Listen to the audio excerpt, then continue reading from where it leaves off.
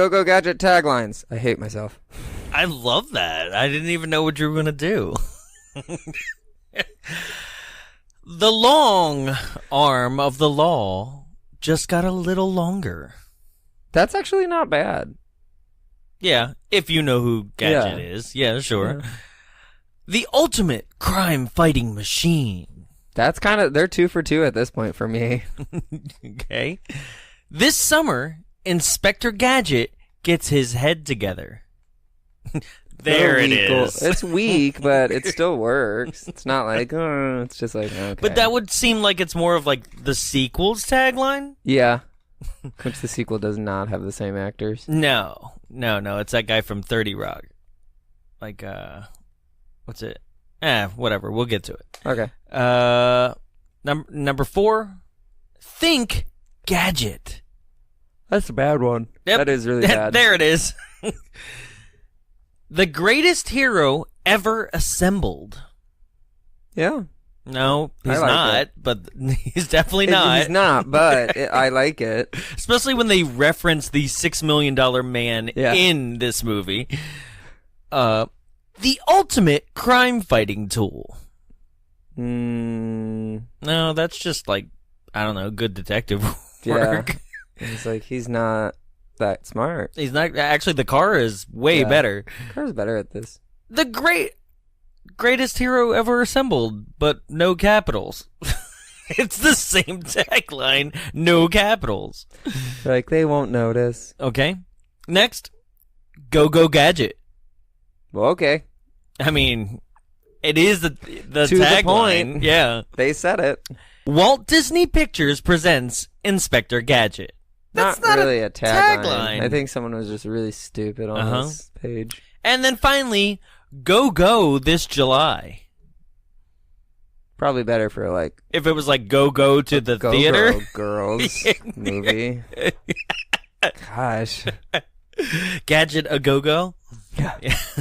With a budget of $90 million, a USA gross of $97 million, and a worldwide of $134 million, with 1 death by laser shot, 11 late 90s CGI transitions, 9 shameless product placements by Yahoo, Coca-Cola, Mars Candy, Sharper Image, and Tommy Hilfiger, with 1 rocket launching foot, 1 toothbrush finger, 1 corkscrew finger, 1 lighter hand, telescoping neck, arms, and legs, toothpaste wrists, 1 sentient car, spring-loaded feet, breath spray fingers, grappling hook heads, blowtorch heads and hands, suction cup shoes, rollerblade shoes, ski shoes, inflatable bodies, telephone hands, helicopter heads, umbrella heads, 2 shameless fourth wall breaks in reference to Disney, and 5 fourth wall breaks all in total. With a 4.1 on IMDb, a 35% on Metacritic score, and a 21% on Rotten Tomatoes, it's 1999's Inspector Gadget. Let's drop some bombs.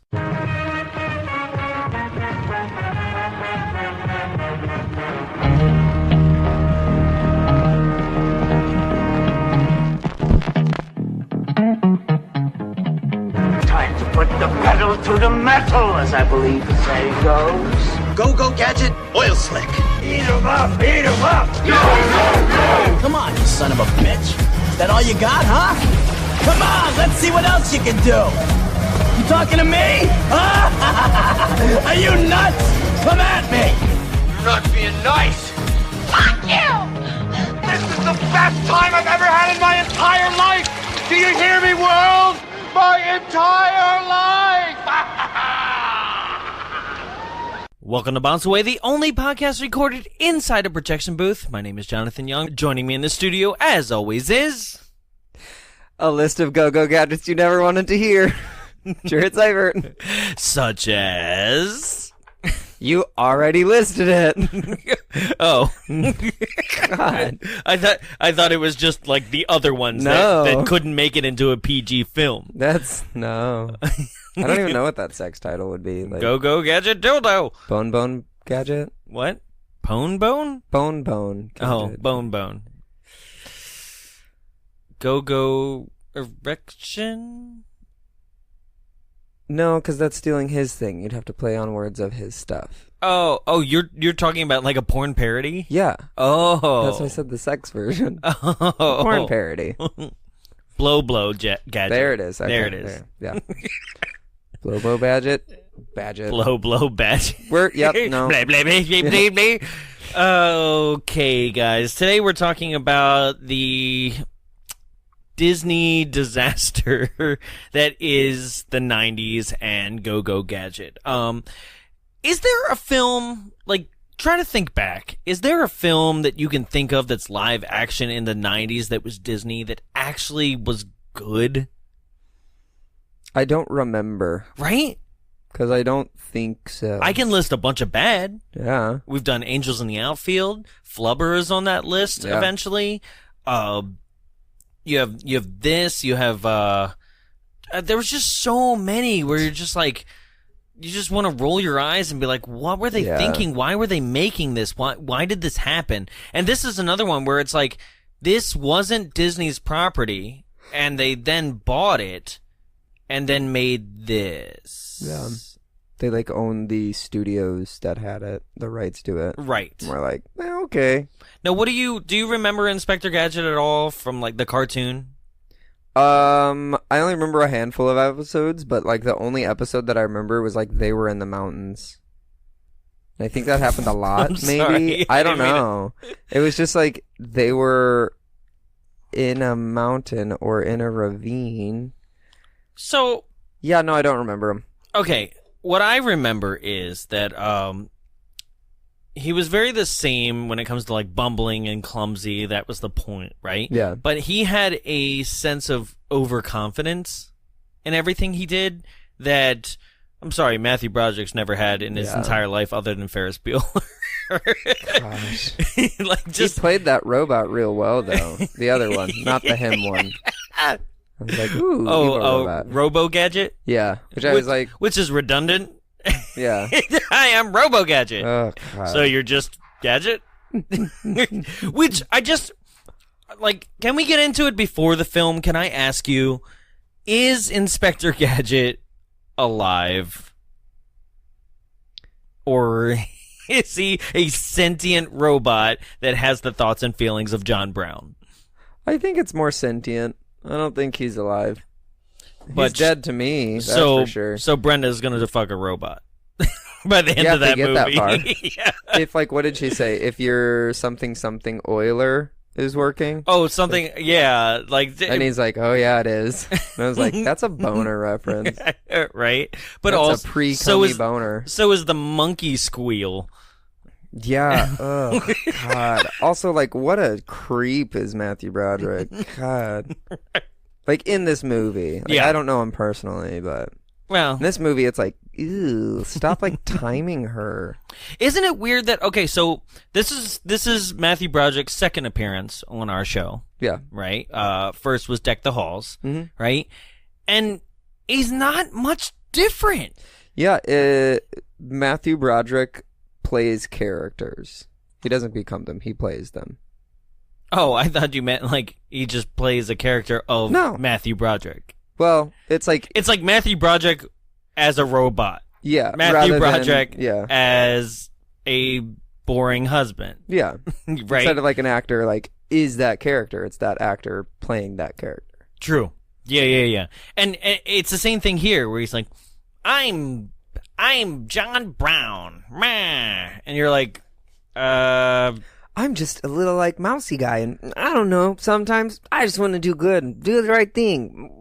And it's like, shut up, God. Right? Go have a murder spree. I don't know. That's why I like the other robot. Except I hated his teeth. Right? He's like, The worst motions too. It's like. Also, like, does every single thing need a sound effect? Everything. Well, that's what I think. That's what I put in the totals. Bop. Is that this sound effect? Yeah. Woo! This movie has Ba-doing. like a whole bunch of, only in the beginning though, it's like they forgot Yeah. about it. It's a whole bunch of like CGI transitions, and even the title sequence is you look at it and everything looks like pre-rendered. Yeah. Right? Like it's not finished yet. It's okay. So the other day I was talking about the one of the best looking Disney castles from the start of a Disney movie, and I stand by Tron Legacy having one of the best, coolest looking castles. Yeah, because it just looks like it's just 3D projected onto our castle, which like we should do if Tron ever does come back, but it won't because Disney's stupid. But this has one of the worst Disney looking castles. Let's put it out there right now. Let's just say Disney's stupid. Yeah. Right? It's real great. Real fun. I'll be taken out someday. No, this is a terrible looking Disney castle though. It looks awful. And it's like bling and like bounces apart. Yeah. That's literally the sound effect. That wasn't me making the noise. We played that. We played it. That was accurate. Springs sticking out of it, and it's like, oh gosh, mechanics. Bing, bing, bing, bing, bing, bing, bing, bing, bing, bing. That's the other thing. Each song in this film is just like, Inspector Gadget theme done differently. Then it'd be like, oh, he went to Rome, and it's like, oh, or Catholic. I don't like. They just like. Right? God, they so were doing irritating. The waltz. It's like na na na na na na na na na na. God, it's like a love thing, like. That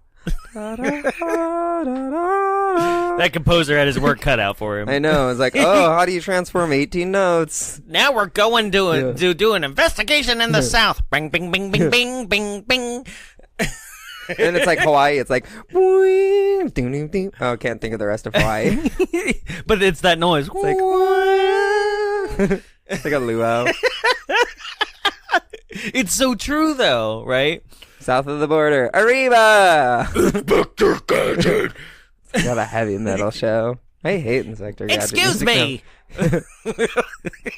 Have you guys seen the bad guy? I don't see any metal at this concert at all. What's happening? I'm the most metal thing here. And the heaviest. We rewrote a better movie than it is, by the way, just right now. I know, we really did. Because we don't want to talk about the movie. No. That's why we tangent, because we don't want to do it. Nope. I'd rather just talk about myself. Right. I'd just rather write a better movie. Can that just be the show now? Yeah. Let's write a better movie. Right.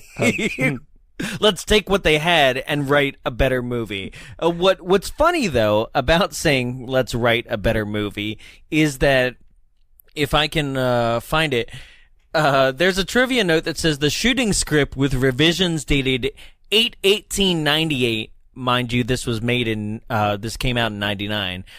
Credits the following writers, right? And I'm not going to list them all because who cares, right? But it's in order of like who had their hands on it, basically. And there's 1, 2, 3, 4, 5, 6, and this person has like again, so that's somebody got their hands on it the second time. No. So 6, 7, 8, 9 people. Right, with one person doing it twice. It's usually just like of script. 14, right? It's pretty good. Yeah, script revisions for this film. That is insane, right? And then apparently this movie was screened for like executives or something. I forget where I read it in here, but it was screened for a bunch of people. Here it is. The film had test screenings in California. The results were a negative disaster in which resulted Disney heavily cutting down the original version of 110 minutes to 78 minutes. They also all went blind from stabbing their eyes out. Oh my God. Go Gadget, finger corkscrew. Oh, Louis C.K. auditioned for the role as police officer, but I think he jerked off too much in the interview. he eventually got it. Like, that's so funny is like, why does he keep that's I was rewatching Parks and Rec, and he's a police officer in that, and you're just like, that's just your thing. You're just a police officer, right? And that he still broke the law. I'm a man of the law, just not my own. Yeah. So yeah, there's a lot of interesting things. How I don't quite understand how this came to be. Like, I don't understand how somewhere along the line they weren't like, we need to go back and refilm or something. At least we didn't get an attraction based off of it. Oh, right? That's what we have to be really like Dick Tracy about. or anything. I bet you we were so close because, like, I remember the McDonald's toys for this. One was just like a hand that like a mini. Well, I'm claw. sure if they already had the screening to cut it down with negative reviews, they were like, if any inkling of an idea, they'd be like, don't even think about having some sort of preview at the parks. That's not needed. Right. It was probably like an arch over top of like an entrance to a land with like gears and gizmos, like. Bang, bang, bang, bang, bang, bang. I'm sure it was. Then they were like, 3D. Get rid of it! Yeah. Get rid of it! Just a 3D show. Right. Inspector Gadget inspects the audience. Just put it in the Bug's Life. Yeah. Nobody cares there. No one cares. Get it out of here. Oh, this is before. This is before DCA. Yeah. Just put it in the Michael Jackson show. Yeah. Just have him moonwalk by. I don't know. He's technology. God. Put him next to the talking robot trash can. That'll be great. It'll be Inspector Gadget Astro Blaster. You know it was all there. They were like, look, right on top of the people mover. That's all Gadget stuff. And it's just his arms flailing like an inflatable. And they're like, that's Inspector Gadget. You don't care at all. We'll put Matthew Broderick himself in the... Matthew Broderick's like, sure, I don't have anything going on. Yeah, great. Would you mind Do you think Matthew Broderick's ever cussed in his life? Oh, no. He's like, I'd have to go to church. I just imagine them being like, Matthew, we really need to sell this show. Do you mind just kind of hanging out in interventions for like 16 hours a day? I don't have anything going on. That's fine. Oh, that sounds great. Right? Anything to forget that I killed a person. Yeah. Anyway, so shall we? Oh yeah. I guess.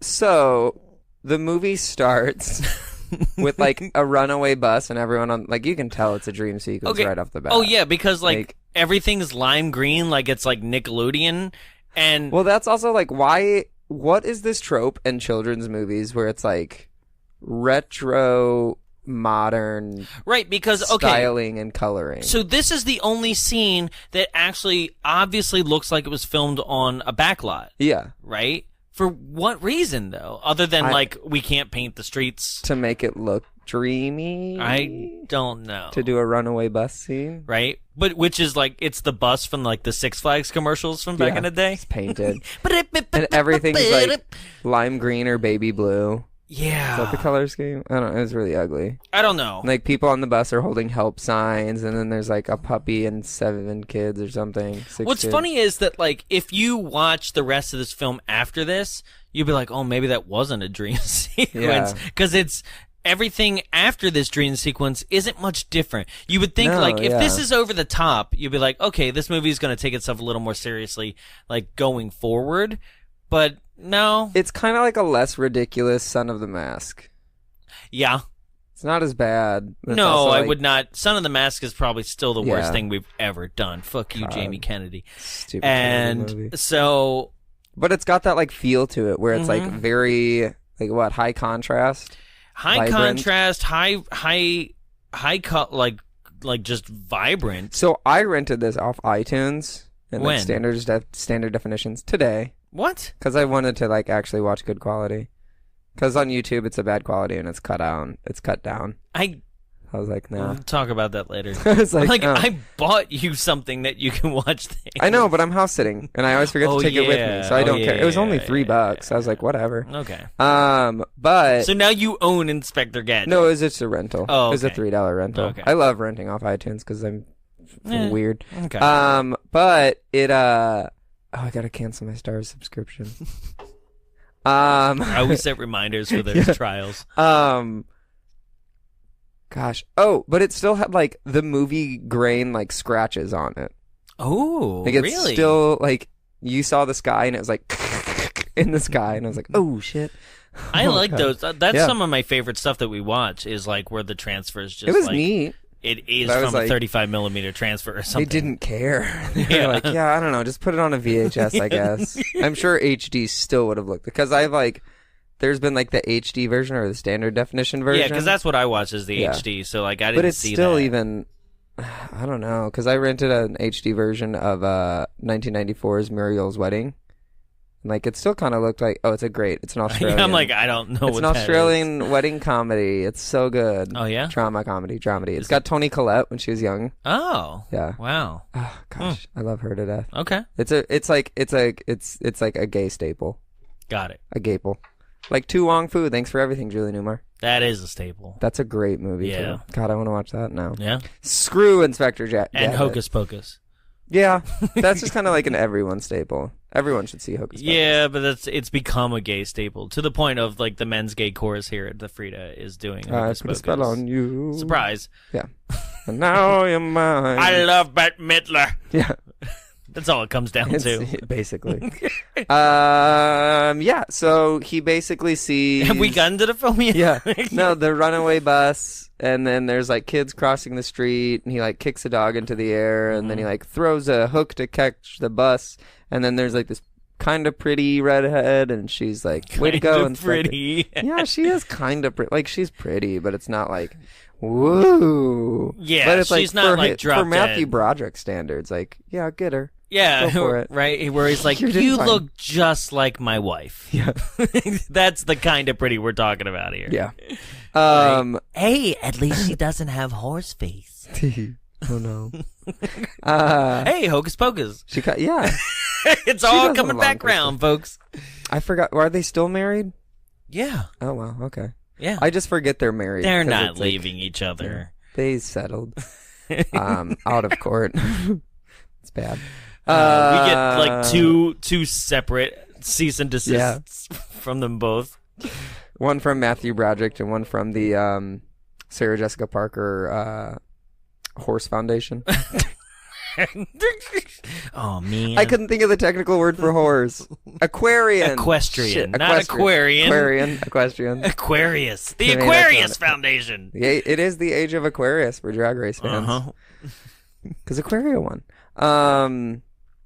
Anywho, yeah, he wakes up and is like, I'm kissing her, but it's actually his dog licking his face. And then, of course, his his niece.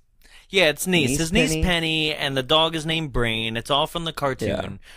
Brenda is not from the cartoon. Yeah, I was like, I don't remember 11. Right. And I was like trying to draw a cartoon in my head, like springy red hair, and then I was like, I just don't remember anyone. Yeah, Inspector Gadget has like a perm Yeah. in the cartoon. He just looks like Gene Simmons. He looks like the in a guy that I trench was trying coat, to which remember is last very week. Scary. What? The guy that I was trying to remember last week. Oh, that had the perm from Yeah. Cop and a Half. Yeah. Yeah, I don't know. Yeah. Yeah. Okay. I got Yeah. nothing. The guy that's like nasally and short and fat. Sure. Okay. Got nothing still. Never gonna happen. Never looked it up. Yeah. Yeah, and then it's like, okay, there's Penny, and she's like coaching him up about like, oh, come to my. It's really like each of these scenes don't matter. No. because she talks about like Parents' Day at school, and then he's like trying to get out of it, but and he's like, I got work, and she's like, you don't have work, you're just embarrassed, and he's like, well, Kathy's dad is a lawyer, and so's mom is a. And he's a security guard. Right? So Penny, played by Michelle Trachtenberg from Harriet Before the she Spy. got naughty. Right? And then those of you who want to remember her adult phase, like you have, what is it, Eurotrip? Yeah. Yeah. She was also in a couple episodes of Weeds in the later season, and that's when she got naughty. And she was good in that show. Yeah. And so this is her still in that like kind of Harriet the Spy, Pete and Pete times of Nickelodeon, where Disney was just like, hey, Nickelodeon people, pick, ploink, you're That's mine why I thought now. this was a Nickelodeon film too, because I was like, Michelle Trachtenberg, get out. But And I Inspector thought it Gadget what's was her on name? Nickelodeon. That's where I remember watching it. Ew, right? So it's awkward. interesting. Yeah. Right? So it's one of these films where like this is supposed to be some sort of origin story, so they're not going to give you everything that you know and love. Almost Yeah. as if they're like trying to build a universe that you don't give a fuck about.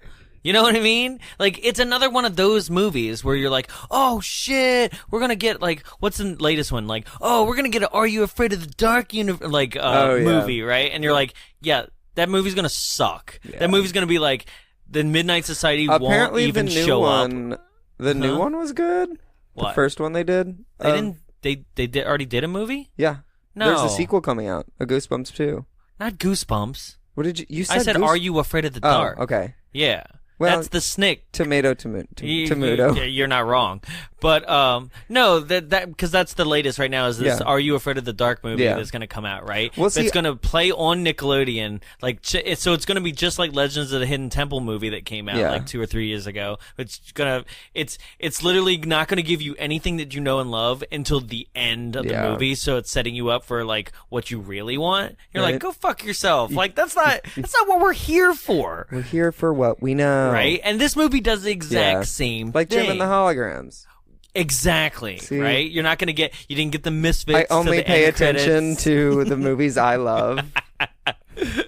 I mean, every other movie I'm like, I don't remember, but Jim and the Holograms, God. But good pullback, because that's another one where it's based off of an IP from the 80s that people knew and loved, right? And they're like, yeah, we'll give you that once we get to the sequel. Yeah. Like, it's world building. And you're like, no, just do it. No, this isn't building. Batman Begins. Yeah. Like, that was like the only time where it was like world building that was good. But was it? Batman Begins is really good.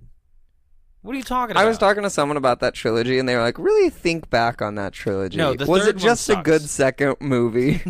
No, I like the first one. I think it does really well at giving us a story that we hadn't really seen before, instead of just being like, my parents died. Yeah. You know? So, I mean, I like it still all the was training like, with Ra's my al parents Ghul. died. I mean, it was. You have to when it's a, like, origin story. Yeah, but it's Batman. We all know his origin story. Right. No. We've all been there. Which, bravo. Thank you, Marvel, for not giving us a third Spider-Man origin story. I know. That was actually a great move on their part. Yeah. But I heard that this Inspector Gadget is getting another movie.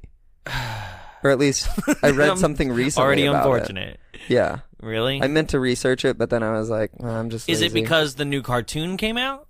Maybe, but I thought it was a live-action CGI mix. Or like something like that. I don't know. It was one of those like live-action... I don't remember. Because this is live-action CGI mixed. It's supposed to be something. Anyway, he's having a dream. Penny's there. She doesn't care. But it's like a setup. Like you think he's gonna go to her school. I bet that was part of the. Yep. I bet that was part of like the 30, 40 minutes lost. Just gone.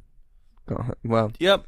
So anyway, we have Brenda and her dad. Her dad's like some scientist. He's wearing like this hat on his head that's like Doc Brown when you first see him in Back to the Future, like in the past, trying to read your thoughts. Yeah. And he's trying to control this like artificial foot that is on a table. And she's like, try to make it kick. And I'm like, it can't kick. It doesn't have a knee. Like it can't kick. But also like. This is really dumb. They get frustrated, and he closes his eyes and starts tapping his foot. And I was like, have you ever closed your eyes and started, like lean back and tapped your foot? Like, it just feels stupid. It does. It feels like it's one of those things where, like, I'm an eccentric, quirky scientist, and I just do things. And then, oh, look, magic happened. And you're like, that's not even when there's a happy accident in real science is that how it went down. Usually it was like somebody was like slaving away for like 60 hours and just was like, I can't take this anymore. I'm going to just kill myself if this doesn't work. And then like it works. Yeah. You know, like, but yeah, he's tapping his foot and she's like, what did you do? And he was like, I was just thinking of how much you remind me of your mother. And I was like, can he die faster? Yep. Right? So because irritated. she's like, my God, it's controlled by your heart, not your head. Guess what? That doesn't really come back either. Because if it was controlled by its heart, like Matthew Broderick would just get a full-on raging boner for Brenda at all times. And that's the only thing that would work. But also, did they even leave that heart in? No, good question. Right? Because he has his whole like torso ripped open, and they're like, "Look at this fan." Okay, so when they do rip him open later in the film, he's literally terrible. just like he's just the insides of Small World. Yeah, it's just gizmos and like a working clock, like. And he's like a toy fan in him, and I'm like, they really were like, hey, can we have all the toys that McDonald's didn't give away for the past 5 years and build a man out of it? Because that's what it is. Yeah. Yeah. Oh, I remember what the Happy Meal was now. Like, literally... Depressing?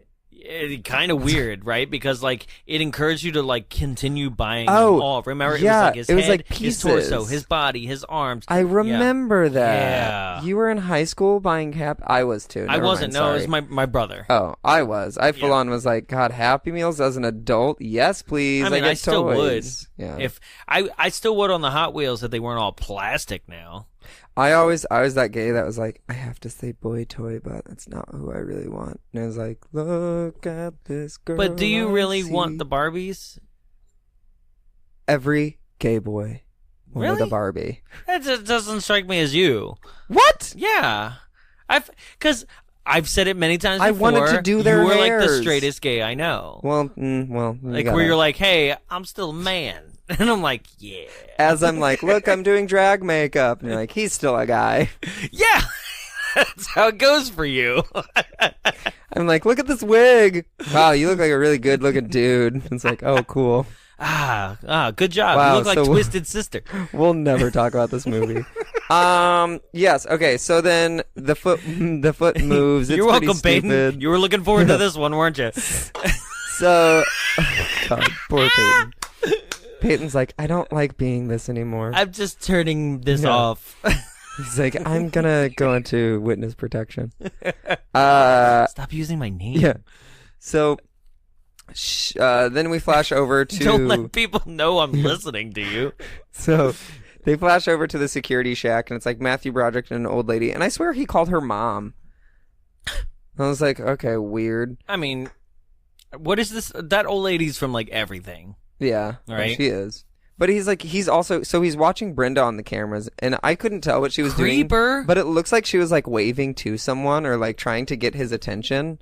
But then it turns out she doesn't care about him at all. But yeah, he's watching her on the camera, and then he's like, set timer, go. And like runs out to the parking lot to like run into her.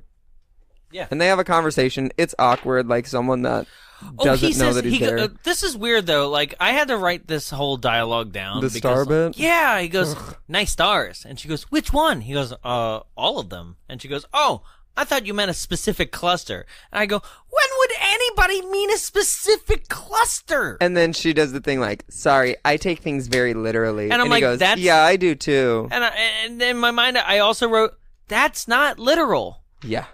I know. I was like, that's stupid. Yeah. But it also made me think of the subreddit, I am very smart. And it's just screenshots of people commenting on different things across the internet being like, this is funny, but it's pretty much below my intellect. You people wouldn't understand because I'm very smart. Like, basically that. And it's so funny because all people that's like, okay, if you're so smart, why are you typoing all over the place? Please stop. Yeah. She's like, sorry, I thought you meant specific clusters because I study stars. I'm pretty smart. And it's like, oh, God. Shut up, Brenda. Yeah. So then... we get a shot of... So Dr. Claw, right, who's Mr. not Claw. named Claw at this point. Evil Claw. He tries to say Claw, but then everyone else throws in other words. Right. So I was like, well, he's not Claw yet. Yeah. This is his origin too, guys. So stupid. Okay. So he is trying to steal the foot, right? Because I guess they're competing robotics like situations. I don't know. Yeah. But whatever Gadget Industries or whatever is, right, is a very like publicized thing. Like people know that it's a thing. Like the mayor's expecting it. Like everybody's they're like working with the city to create a bionic. So this movie's basically like a child's RoboCop. Yeah. 100%. Yeah. Down to the fact of like not giving the human body that was like basically destroyed consent. Yeah. You know, they're like, we're just gonna do it, and you're gonna wake up a monster. You know, because that's what happens in RoboCop too. Yeah. They just blow him away. They're like, we don't think he'll. One of the greatest scenes. Just blow his hand off. Just shotguns into him. That's what this is without the blood. Yeah. So basically, Claw, who's not Claw yet. By name, infiltrates with a whole bunch of robots where I'm like, all right, cool, you're already successful with a bunch of robots. You don't need this other thing, right? Like, he's basically, because that's his whole plot in this whole movie is like, I want to create human drones for warfare, pretty much, or just anything, really, but, right?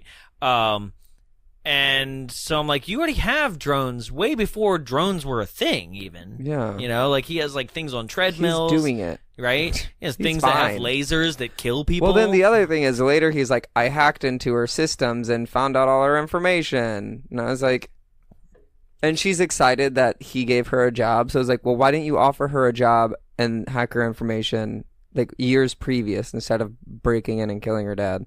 I guess her dad would be like, you shouldn't work Everything for them, is still, redundant, and I feel like there's 30 minutes of explanation just somewhere in a vault. Oh, I thought you were going to say there's just 30 minutes of explanation for this movie, because this movie... There is no explanation it's like, for this. I don't understand. There's no excuse for this movie. It's literally, for me, this movie is like, he gets turned into Inspector Gadget, he gets his outfit, he gets his car, and then the final chase. Yeah, because like the problem, the dilemma, like there is no like second act. No. Right? Yeah. And the fact is, like, now that we read that, like, there's 30 minutes cut out, like, there's a lot of things that I remember in the trailer as a kid. Like, his, like, the whole, like, extending arm to put his arm around her on a bench. Yeah. That got, like, turned into, like, a thought bubble instead. Yeah. Like, you were like, what? That's a whole film scene. Yeah. There's no way that was originally a thought bubble. You know, just it was like, I saw you creeping on her, and it was just a thought bubble. Meanwhile, we'll get to the kind of racist car in a second. Oh, yeah, that was going to be my other opener, was me going to go, a slightly racist car? I can't confirm or deny that quite yet. But not racist because it is an actual African-American actor doing it. It's D.L. Hughley. Oh, and Frances Bay. That's the old lady. And Mr. T as Mr. T. Mr. T was in this film. He was in the end credits. So, okay, in the opening sequence, so Claw goes in with he takes his robots. The robots steal the foot. They shoot the doctor, her father, with a laser and kill him. So there is a death in a Disney movie, but it's a parental death, so it goes right along with any other Disney movie. And then John Brown, Matthew Broderick, is like, I'll save the day. I'll get victory for your father, or justice for your father, and chases Claw, who's in a limousine, but also has a like automated driver bread truck. But then they're all being chased by Matthew Broderick in like a Volkswagen Rabbit hatchback, and then he oil slicks him, and then it flips and hits a pole, but that pole, which product placement number 1 is a Yahoo advertisement on that pole. It falls on Claw, so his car is also disabled, and then Claw lights a cigar and blows up the car that Matthew Broderick is in, but not before a bowling ball. He had a bowling ball in his car, so the explosion launched the bowling ball up into the air, through the sunroof of the limousine and onto Claw's hand, turning him into Claw. It also kind of reminded me of Mouse Hunt. Yeah. It had that with more vibe. CGI. Yeah. Right? That Cheryl would not have approved of. Yeah. She'd be like, no, cancel. No. Yes. So then Matthew Broderick's in the hospital, and this is where we're introduced to Dabney Coleman as the chief. Yeah. Right? Which I love Dabney Coleman and like 9 to 5 or Modern Problems. He's always good. And I feel like once again he's another person that he's a like amazing character actor from back in the 80s and wasn't given anything to do in this film. Like nothing. It was just like chew your gum. Yeah. You know? And then Sherry O'Terry, who is the mayor. Yeah, we don't see Sherry. Like this is that like 2-year gap where Sherry O'Terry was working. I love when Sherry O'Terry in Scary Movie 1. Right. She's so funny. I can see your bird. Yeah, this is that 2-year stint where Sherry O'Terry left Saturday Night Live and actually was working. Yeah. Right. And this was before Scary Movie. Because Scary Movie was 2000. Yeah. So, she's the mayor, and she's just as quirky and goofy as ever, right? But also another person that doesn't really do much of anything. She's like here for this scene, here for this dinner, and then she's in a runaway scene where everyone's being chased. Yeah. Yep. there's so much like that I kind of need to see for answers, but don't want to see. I know. I'm like, I don't want to sit through 30 more minutes of that film. So an hour 50 long. Right? So she's there and she's like, hey, you think this is the guy for the Gadget Project? And she's like, I know it in my heart. And I'm like, have you asked him? Right? What about that? Have you guys heard of consent? Like, you literally are the police. Yeah. Like, ooh. right? Whoops. Yeah. They're like, no, like Louis C.K. said it was okay, so and he was in here auditioning the other day. Yeah, it was rough. Yeah, whatever. Let it in post. It's cool. It's fine, guys. He's performing again. It's cool. He shouldn't be. Great. No one asked. Yeah. So anyway, they get to work on Gadget, and this is like another montage where they're like, let's bring in like 30 garden hoses, which you never see again. Yeah. You never see any garden hose things. That's because it's his penis. Oh, that's for part 2. Yeah. Right? I get it. Yeah. They're like, put it all in there. He'll use it someday. All of it. Everything. Right? And then can you imagine you say go-go garden hose? Yeah. It's like, oh my God. He's like, okay. Oh my God. So yeah, they like do the operation. It's very like, whoa, what is that doing going in his body? And it's just it's a child. Here's a scene. banana. Yeah. Here's like it doesn't matter. They bring in a bunch of boxes of like what looks like soda cans or mini soda cans. I didn't know what they were, and I thought it was just boxes of Tab. But also, like why toothpaste? Because they start pouring in blue toothpaste into it. Oh, the toothpaste is the stupidest part of this film. Yeah. Because no one needs to hose this. Part? Okay, it's my stupidest part of this film. We'll get to it in a few seconds. Because we're taking our time on this one. Because this is another situation that like this is why I felt like it was more of a Nickelodeon movie. Yeah. It's like how do Which Nickelodeon probably could have done it right. Yeah, you're right, because like in the 90s they were doing movies. Yeah. They did Harriet the Spy. They did Snow Day. Yes. That's a classic. Yeah. I think Snow Day is 2003. I don't care, it's a classic. Same vein. Right? Especially because like Rugrats we understand Snow Day. Yeah. I don't feel like Snow Day over here got the attention it deserved. Oh. People are like, what the fuck is a snow day? Yeah. I'm like, oh, you poor people. Do you guys have heat days? We actually did have heat days every now and then. Heat exhaustion days? Yeah. Everyone died. Heat day. That was like their first pitch. Yeah. What if it got so hot and the kids had to stay home and then their air conditioner broke? Oh. And then there was like a guy and he tried to like fix the air conditioner and they were like, don't fix the air conditioner, like Chris Elliott as the snowplow guy. It's so good. Yeah, they just a HVAC guy, like, come on. So they put everything. They put everything basically inside of another better movie. I know. We just keep coming up with them. We're like, yeah, that would be better. Yeah. So they put everything inside of Gadget, inside of John. Right. And switch over to Claw. Claw now has an actual claw, and he comes up with his name, Claw. And this might be arguably Andy Dick's best role ever. Yeah, because for a second I was like, what is off-brand Andy Dick doing in here? Because I just know that like other people do it better. Yeah, yeah. Oh, it is him. Oh. Right. He's playing kind of like he's not a mad scientist. He's just a scientist that's quirky, right? Yeah. His hair's like he's always like Egon oh god, oh. But he actually has for some reason a moral compass. Like he has a moral compass. Like he when a moral what? Compass. Compass. Really? It's a compass.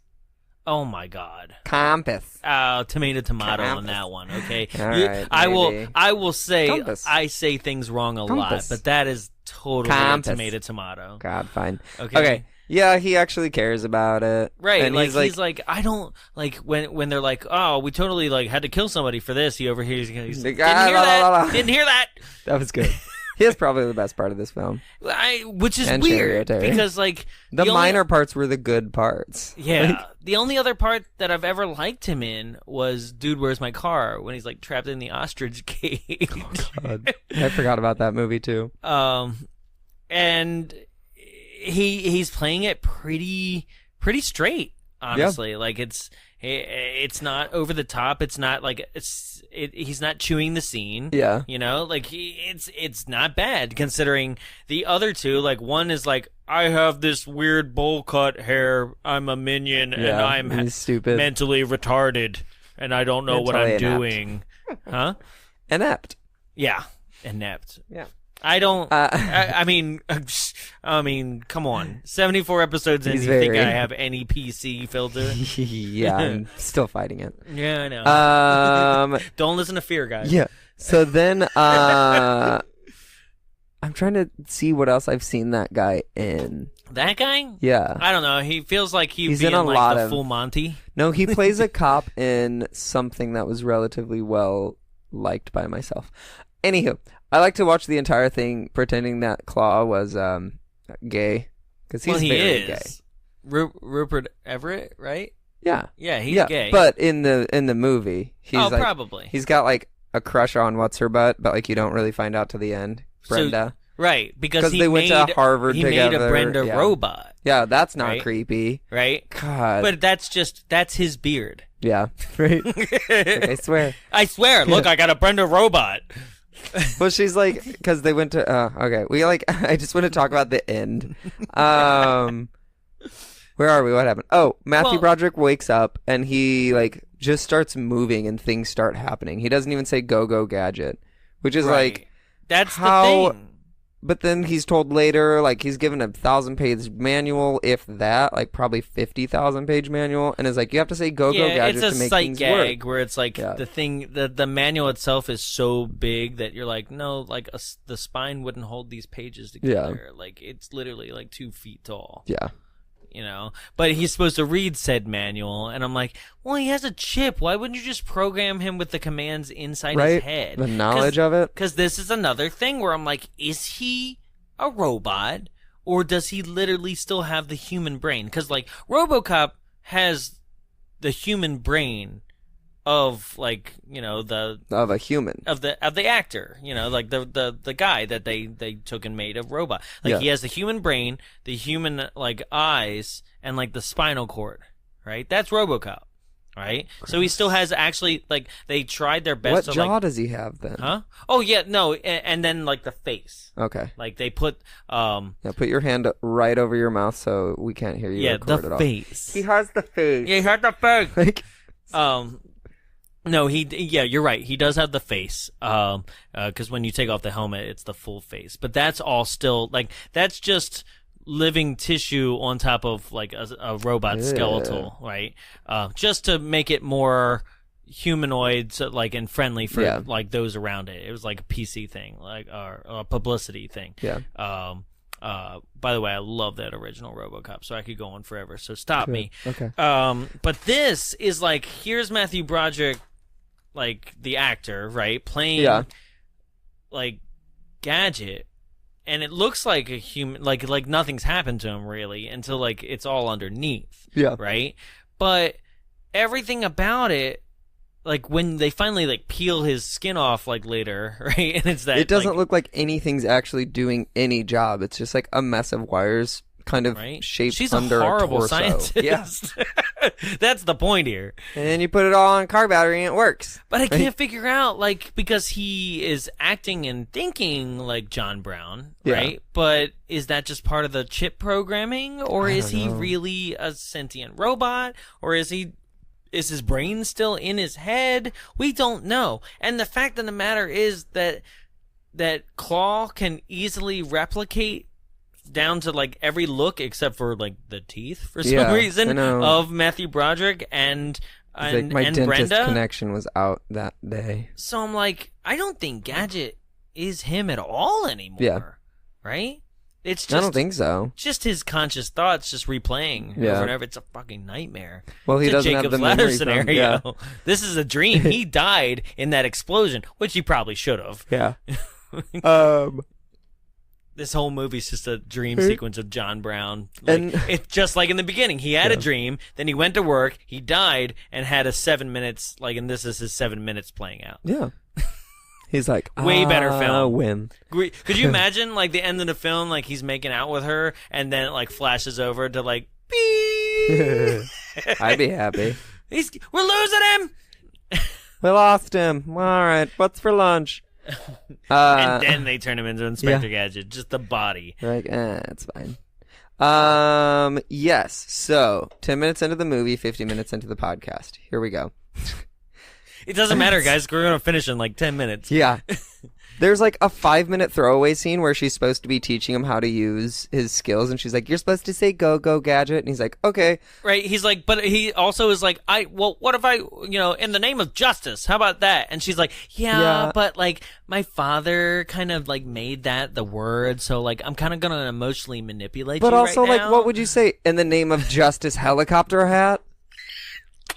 In the name of justice. I would love that film. In the name of justice, lighter. And it's like, God, shut up, Matthew. But then he like, so he's like trying to figure out, and he's looking right at her, and he's like, go Gadget. He first says oil slick. Yeah. So what is he going to do? Spray her in the face in the middle of a park with an oil slick? Well, no, she asks him, like, what would you do? What would you say? Right? So it's like, it's kind of on her. Yeah. Right? But then like, not even a garden hose, a fucking fire hose of toothpaste starts spraying and just coats her. And I was like, that's like subconsciously, he really did want to coat her with some. Oh, yeah. He was like, like, and what would happen if he like go Gadget and then like said some like creepy stuff, Like, go Gadget finger blast. And all of a sudden his fingers like, and start going really fast, like back and forth. Like a vibrator. Yeah. She's like, I forgot I programmed that. Call me later.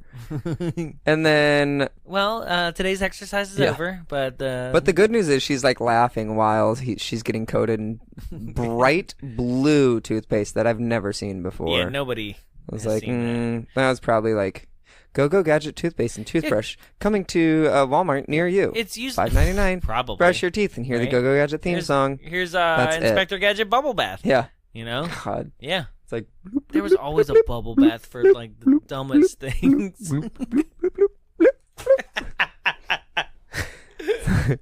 God. And then I don't remember what. And then she introduces him to the car, which the car. Okay, so the car. Here we go. The car, voiced by D.L. Hughley. Right before, in my opinion, before like anybody really knew who he was as a stand-up comedian, I think. Yeah. Right? Because I didn't really recognize the voice either until I looked it up on IMDb. Right? But she's like, "Hey, here's the Gadget-mobile," right? Yeah. Also, he like calls it like he immediately is like, when she gives him his trench coat, he's like, "The Gadget suit," and I'm like, or a flasher, yeah, right? Or Dick Tracy knockoff, yeah, or a which he proceeds to wear the whole film. Like he wasn't wearing like this trench coat or hat or anything prior to this, but then is like, this is what I have to wear now at all times. Yeah. Why? Well, I mean, he wears a tux at one point, so that's pretty good on him. Kind of. Yeah. Kind of. He kind of wears a tux. He does. So she's like, here's the Gadget-mobile, right? And the Gadget-mobile is this sentient Knight Rider style car that has just as much gadgets as he does and talks to him. And 4 eyes. 4 eyes, but also a computer screen with more like he looks like a talking television with 4 eyes. Yeah. As some sort of visual representation. So the headlights. God damn it, Disney! Yeah. I blame Disney for this 100%. Oh yeah. Like the headlights for the eyes, like they move at the start and kind of blink, and then they like never do it again. So it was like you just animatronic for 5 seconds. Mm-hmm. That's one thing Universal did do better for a little bit was their movie animatronics. Sure. Jurassic Park. Yeah. They did an outside studio, but yeah, that's that's a whole different thing. Didn't do too well for Disney on their car there. No. Yeah, the car's kind of obnoxious, but like they hit it off, I guess. Do they? I don't know if they're ever actually friends. Because he's making fun of him the whole time. Yeah. He's like, look at this fucking moron. Like, is the car wrong? He's not wrong, because the car was the audience. He's so dumb. Yeah. Inspector Gadget is so dumb, but like not in the like fun bumbly way of the cartoon. No, he's just dumb. So he gets made an officer, and kind of. Yeah, kind of. Like, he's like an a civil officer servant. of the trash, yeah, an officer of the kidden duty. Yeah. And then he goes out with the car, and he's like, "Oh, these 2 people are locked out of their car," and the car's even like You're an idiot. They're wearing orange jumpsuits Yeah. with like stolen jackets on top of them. Then he's like, here, let me help you get you into your car. And he's like, oh, you guys must work at the county jail because they're literally wearing their prison uniforms. And he's like, oh. Right? Like, but so the car is stupid. like giving him hints, being like, yeah, like, hey, look at the bowling shirt they're wearing, right? And you're like, okay, it's not a bowling shirt, it's the prison jumpsuit, right? And he's like, all right, fine. And the guys start running, and then the car like has camouflage. yeah. Like it looks like a full bush. The car that was the guy runs smart. into, I love and the the car like has a cage in its back seat, so somebody like flips over into the back seat of the car, and then he like traps in the cage. Why was the car not the Gadget Project? I know. I was like, why didn't they give that car to all the police officers? Or just send the car out as the new police officer, because it clearly has detective and problem-solving skills and full like police enforcement like duty. Like it knows what to do and how to trap people. Like this car was the thing. It's a smart car. It's a smart car. Elon Musk, eat your heart out. Like this thing is on point. Yeah. And this is where I'm like, why did they waste money turning a human being into a walking like Swiss Army knife Beats the shit instead out of me. of like the car that already is the same thing Yeah. and is smart and is sentient And can do the job. And has can Skittles. give you Skittles. That's what It's I'm like, because this is another thing, is a 1,000 giant product placement or 150,000 Skittles were placed on the inside dashboard. that car. Meanwhile, the dashboard looks like the dashboard of like any car ride cart that you've been on at Disney. Yeah. It's just like full of bleeps and bloops and fake buttons and just full of bullshit. Right? I still would want to just touch every button and be like, Of what does this course. do? What does that do? What does that do? And be And- like, it does nothing. And then on the side, on the passenger side, it has 6 different, like very iconic product placement logos, right? Coca-Cola, Surge. I know because I paused it. Coca-Cola, Surge, and Sprite, right? The 3 main sodas. Right, What? and then I didn't see the top one on the candy because it seemed blurry. Yeah. But Skittles and peanut M&Ms, Okay. right? Watch out for allergies. Right. Well, maybe the top one was regular M&Ms. Yeah. So maybe that's why I couldn't see it, because it was dark. Oh, that makes sense. Now I think about it. But yeah, so Coca-Cola and Mars Candy just being like, there it is. Yeah. Which is another thing that like nobody uses except for Penny in one scene. Right? She just like hits the Skittles button and like a handful of Skittles come out. Then later the car crashes. like your coffee and beans at your desk. Yeah. And then the car crashes later in the movie, and 150,000 Skittles come out and pour over the seats, and it's like, cool. Also, Like- the car is the thing to break the fourth wall. I mentioned it in the lineup. The car goes, put on your seatbelt, because after all, this is a Disney movie. Yeah. And you're like, son of a bitch. Like I didn't know already, But I don't understand why that needed to happen. Why did we, in a movie that's already fanciful and fun and funny, like why were we getting meta in that way? As if like it's as if the car was upset that it was in a Disney movie and needed to make fun of the fact that it got hired for a Disney film. Oh, shit. I think that was D.L. Hughley being like, motherfuck, I'm in a Disney movie? I was in Kings of Comedy. Not even a good Disney movie. Right? God. Couldn't I be in The Big Green? What happened Not after even a the Disney car? movie. That's a great movie, though. Yeah, it's a good movie. Wait, that is a Disney movie, isn't it? Yeah, maybe. Yeah, I think so. Or DreamWorks. Nah, I don't care. Huh. Yeah, the car So- happens too. After this, Gadget, we go back to like it's the night of the dinner. Yeah. Right? Gadget lives in a house that seems like it refused to be torn down when everything else around it. Yeah, and it's like on the edge of a hill or It's cliff. a row home that like has no other row homes next to it on either side. Yeah. So yeah, it looks like a house that like they're gonna have to build skyscrapers around, kind of like up, Yeah. like one day. But it's like it's also pretty far away from the city. Like it's distanced.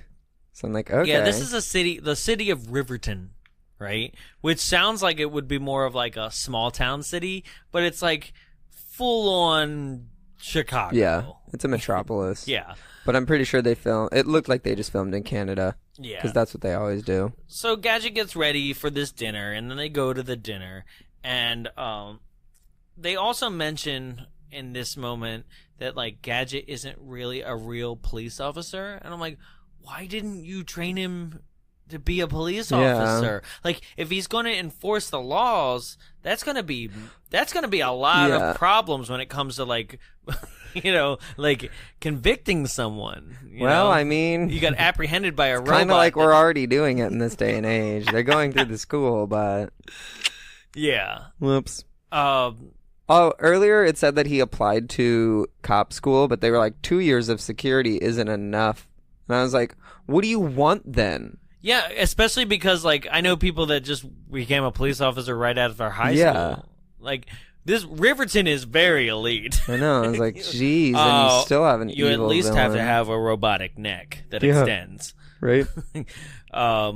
So, this is another part where Claw is there, and, like, it's established that he knows Brenda. They went to Harvard together, and I thought that was fake. I thought he was just lying and, like, being like, don't you know me? Oh, no? Okay, cool. But apparently it's not. Yeah. Right? They went to Harvard together, and he was Chunky Monkey. And this is also a part where, like, Gadget has, like, he's trying to overhear them, and he takes his ear off and sticks it to, like, a side of a wall, and then, like, it has a full long cord, and you're like, it's one of those things where, like, I get it. No one thought about wireless technology yet. Yeah. Like, we definitely had cell phones at that point. But at the point, like, you're part of you, because, like, I question on whether I was going to actually even bring this up, because I'm like, well, I mean, that's the bit. Yeah. Right? But also I'm like, no, God damn it, no. Because you could still have a bit where, like, maybe it just fell off the wall, and then he starts hearing other conversations, and, like, it's in someone's boobs or something. It fell in somebody's, like, purse. Yeah. Right? And then it's like, oh, damn it. Like him like, trying to find we're writing the a better ear. movie Yeah. again. It fell into, like, somebody's pocket, and then that guy, like, takes a huge dump in the bathroom. He's like, way better movie. Yeah. Way better. Hilarious. Very childish, very white chicks of us, but, like, still way better movie. So he doesn't hear anything important. Yeah. It doesn't matter. He's getting jealous over, like, who cares? Yeah. The guy offers Brenda a job, and she's like, oh my God, how cool. You know, her dad died 2 days ago, and she doesn't show any remorse. I think she's in on Do you think it's 2 days that. ago? I feel like the passage of time is weird in this. Her dad died recently, and she's like, okay, I'll go to a different company rather than the one my dad established. Right. Because also, like, if why carry on his legacy? Is this skin on his body? Because if it's skin, he healed quick. Yeah. I don't think it's skin anymore. Yeah, maybe not. Some weird, like, whatever the foot's made out of. Ooh. Some synthetic skin stuff. I don't know. He's the fucking Terminator. He's gross. Like, that's it. So, back at Claw's lab, they have hacked in. As soon as she had, like, accepted the job, all she needed to do is accept the job, I guess. And then you have access to her entire life records. I know. But he's like, we hacked into Brenda's, like, plans, and we have plans for our own Robo-Gadget. And it's exactly Matthew Broderick. Yeah. And I'm like, why does it have to be? Chiclet teeth. Yes. Yeah. It looks like it has to be Matthew Broderick so he can smear his name. It's a smear campaign. Schmear. Like bagels. Yeah. It's a schmear. It's a schmear campaign. Yeah, I don't understand because, like, every once in a while you'll get a movie or, like, it makes sense in comics because, like, they just run out of ideas. Like, they're writing shit all the time, right? Yeah. Like, but you get it. This most recently happened in Logan, where Hugh Jackman fought like a better version of himself, like a younger version of himself. Like in X2, when he fights a female version of himself. Yeah, right. But that's okay. It's like it's okay. And then he sinks her to the bottom of that little water pool. Like Lady Deathstrike. Yeah, she was so cool. Yeah, she was cool. I wanted to be her. But that's how gay I was. I was like, nails. Nails. Yes, I'm gonna that's paint how she them. did that. She would, like, grow her nails out and be like, woo. Yeah, Lady Deathstrike. Slice her. Lady Deathstrike and X-23. I think it's X-23. I don't think we've gotten that far in the movie sagas yet. X-23? Have you watched Logan? It's a joke. Oh, okay. Because the 23rd movie. You son of a bitch. X2, X23, X85. Well, we stopped with X2. Like, we didn't even name X3, like X3. X-Men Last Stand. But, because he's Weapon X, like the 10th, right? Either way, like, in that film, they were like, oh, let's have old Logan fight just like a younger Hugh Jackman. And you're like, God damn it, no. Yeah. Like, stop doing that where they're like, the only thing that could actually defeat him is himself. And you're like, I don't think so. That's like part 3 out of a trilogy, maybe. But he was made in like World War II era. He was a fallen World War II soldier, wasn't he? But he wasn't made then. He was made into tangents. He was made in Weapon X in like the 70s, 80s. But he was a World War II soldier. No, he was World War. So you're thinking of Wolverine Origins, right? No, I'm thinking of X-Men. Well, yeah, the movie X-Men. That's not when the Weapon X project happened. Well, that's when Magneto was there and saw Wolverine. Yeah, but he's been alive that long. But he had bone claws then. Bone claws? Yeah, bone claws. So instead of metal claws? Yes. The reason why they're metal and they can extract out is that he can actually extend his bones. There are additional bones in his hand. Oh. Right? And they've attached the adamantium, like metal, to those bones. But then later becomes metal all through himself. No, the Weapon X project put adamantium metal grafted onto his bones, knowing that he's the only one that could actually heal from that process and actually have it still inside him once he was healed. That's the whole Weapon X project. You know what that sounds like? What? A good version of an Inspector Gadget. Instead, we've got a guy filled with Kmart toys. Kmart. From the Fisher-Price bin. Bubble Popper lawnmower. God, yes. Yeah, but no, and that's the thing is, like, every once in a while a movie will do that where they're like, we couldn't think of a creative villain that could actually, like, best Wolverine or whatever, so you're fighting a clone of yourself. And this happens here, and I'm like, right out the bat, you couldn't think of, like, anything? You couldn't think of, like, a giant, like the Rhino from Spider-Man, like, just like, I'm big and muscular. Or, like, clone them, but, like, distort their face so it's terrifying. Or just so make they're so another scared. actor that is just like him. Yeah. How about that? Just, I don't know. Like, because, alright, I was gonna save it, but, like, look at this list of people that were considered for Inspector Gadget. Okay? You ready? Tom Cruise, Jim Carrey, Robert Downey Jr., Johnny Depp, Brad Pitt, Keanu Reeves, Arnold Schwarzenegger, there it is, or Sylvester Stallone, Kurt Russell, Bruce Willis, Nicolas Cage, John Travolta, Tom Hanks, Michael Keaton, Alec Baldwin, and Robin Williams were all considered to play Inspector Gadget. So white. There literally are only 2 black people in this movie, and one of them's a car. That's very true. Sad. That's true. Movie. But, like, think one, like, I want to imagine, like, the film with, like, Schwarzenegger as Inspector Gadget. It would have been really good. Go Gadget. Everyone's like, what is he saying? The suit doesn't respond. Go Gadget Chopper. Go Gadget Chopper. That would have been good. Yeah. Yes. So Matthew Broderick, probably my favorite joke I've made in months. Good. Matthew Broderick's clone starts terrorizing the city and immediately sets everything on fire. The city is demolished. Yeah. Like, they do a helicopter flyover of it. And also, like, they're everywhere. He's basically doing Godzilla references, and they're making Godzilla references, and you're like, that's too soon. Like, Godzilla came out the year before. Like, he's still sore about that. Yeah. And there's one... or I guess he's not, because he's doing the reference. He's the one pretending to be Godzilla. And there's one Japanese guy that's running through the crowds, and he's like, this is why I left Tokyo. Right. Like, oh, my God. Right. But I'm also like, is it because you were afraid that Godzilla would happen? Or do we live in a world in which Godzilla has happened, and this is why you left? Gosh, yeah. Not quite sure. Right? So, although I did like Matthew Broderick in Godzilla.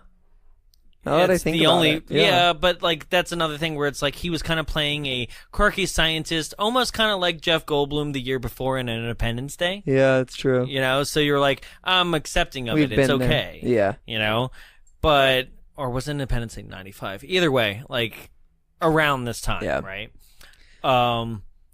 And so he's destroying that. Meanwhile, Gadget has done minimal investigative work with the help of the car and Penny, right, to figure out that SI, which was like on a piece of like some sort of part or something that he like magnifies in and sees it. SI is also the name of the company in which she works for, but it's also on the side of a truck, and that's how he figures it out. But he doesn't figure it out; the car does. No, Penny does. Listen, moron, you know, right? Both of them, like together, are like, check it out. Go to SI Industries, you fucking moron, right?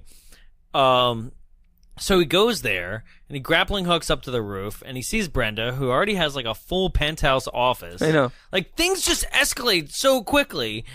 And then he's like, whatever you do, stay alive, right? And you're like, well, yeah, that's the goal in life. That's my plan. Thank you.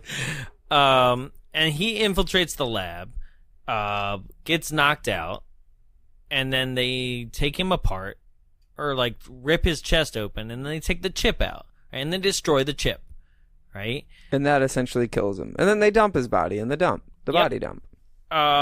Meanwhile, as all that is happening, Brenda is on the roof yelling for John, like just screaming at the top of her lungs, like, John! John Brown!